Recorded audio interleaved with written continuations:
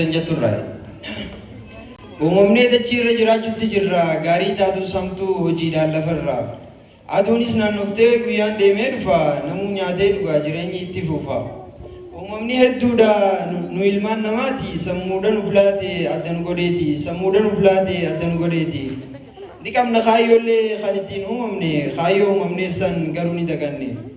jireenyaaf gabroomnee akhiraa daganne shayxaanaan firoomnee fadhii lubbuu goone shayxaanaan firoomnee fadhii lubbuu goone takkaatu hin beeynu gaafiif gaafannee arra wal gaafanna maaliif uumamne rabbi gabbaruudhaaf takkaffaa uumamne qormaata jireenyaa dabarsuudhaaf cimne fakkaataa hin qabu isumaaf awwaanne zalaalam jiraachuu turaadhaa amanne waan gaarii hojjechuu shayxaanaan baqannee qiyaamaan ni dhuftii dhugumaan amanne qiyaamaan ni dhuftii dhugumaan amanne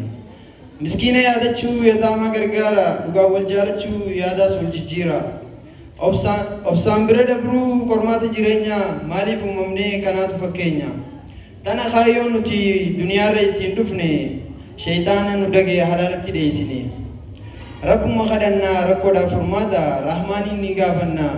isaan nuuf awwaata haqa isaa gunnee kan makluuqaa eega jiraachuudhaa qabna hamtuurraa if eegaa xiqqaa guddaa keenya if nu yaadachiisu kaayyoo uumamneef dagachuun nun baasu kaayyoo uumamneef dagachuun nun baasu wassalaamu alaikum warahmatullaahi wabarakaatu takbir takbir